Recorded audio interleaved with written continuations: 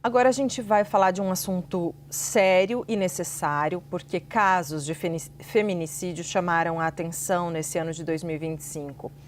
No período de Natal, em 2 dias, a Polícia Civil do Rio de Janeiro investiga o possível feminicídio de 3 mulheres. Apenas um suspeito foi identificado até o momento. Em São Paulo, foi enterrado o corpo da mulher que foi arrastada por mais de 1 quilômetro na marginal Tietê. O agressor é um ex-namorado que está preso. Sobre esses casos de feminicídio, a gente conversa agora com Ianca Santos, que é advogada especialista em direitos da mulher.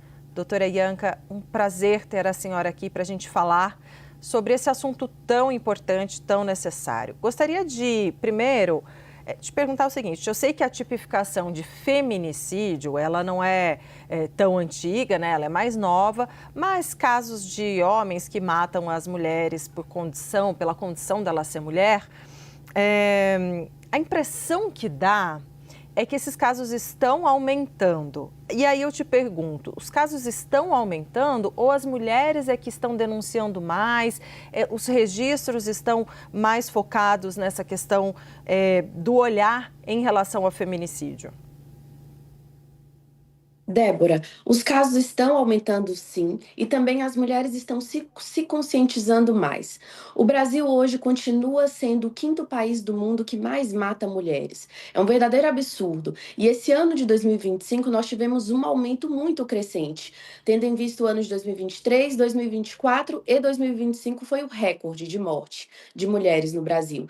Então está muito crescente esse número, está tendo um aumento sim, e as mulheres também estão tendo mais conhecimento.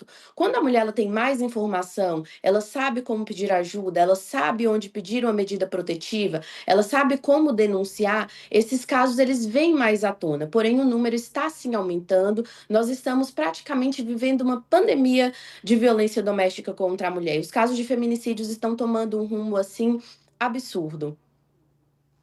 Doutora, a gente sabe que a mulher ela tem que enfrentar uma complexidade muito grande quando ela decide denunciar o parceiro ou o ex-parceiro, quando ela decide se separar, quando ela decide sair de casa, quando ela decide de alguma maneira interromper o ciclo de violência, porque em geral, né, a gente sabe que o feminicídio é o triste fim de uma realidade de violências, né, que costumam vir uma atrás da outra. Mas gostaria que a senhora trouxesse quais são as dificuldades da mulher em sair desse ambiente. Muitas delas assassinadas já tinham medidas protetivas contra os seus parceiros. Quer dizer, às vezes dá a impressão que a lei não é suficiente, né?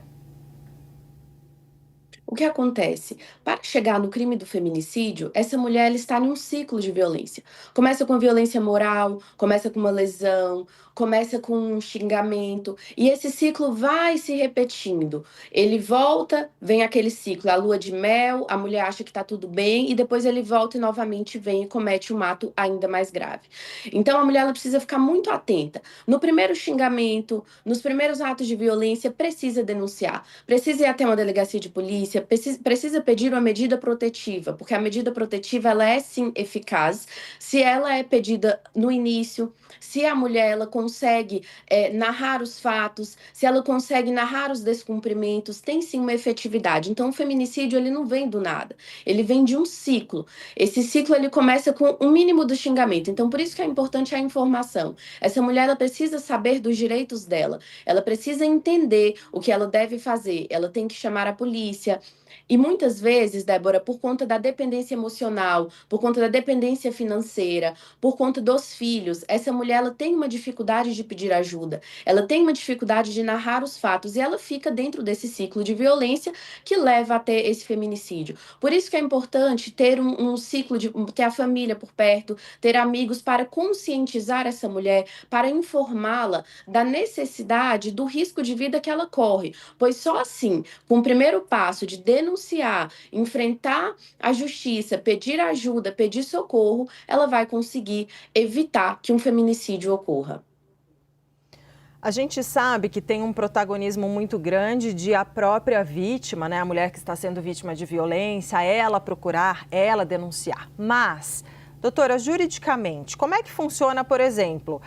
Eu testemunho que a minha vizinha, né, hipoteticamente, sofre violência doméstica em relação perpetrada pelo marido e eu, como uma terceira pessoa, denunciar esse homem. Como funciona juridicamente para as pessoas que estão de fora acompanhando, caso essa mulher não tenha, por milhares de motivos diferentes, razões, não tenha ainda a possibilidade ou a coragem ou, né, essa determinação de denunciar o seu parceiro ou ex-parceiro? Pode sim, o vizinho pode denunciar, os amigos podem ir até a delegacia de polícia narrar esses fatos, principalmente quando está ouvindo, quando está vendo uma agressão naquele momento. Esses últimos casos que nós tivemos de agressões no elevador, de condomínios, os síndicos foram rápidos, eles denunciaram, eles chamaram a polícia. A partir desse momento, a própria polícia comparece até o local, conversa com a vítima, esses fatos já são devidamente registrados e pode sim haver uma investigação e tomar as providências cabíveis, independente da vontade da mulher, principalmente nos crimes de lesão corporal. Muito obrigada, doutora Ianca Santos, advogada especialista em direitos das mulheres. Obrigada, uma boa noite para você. Boa noite.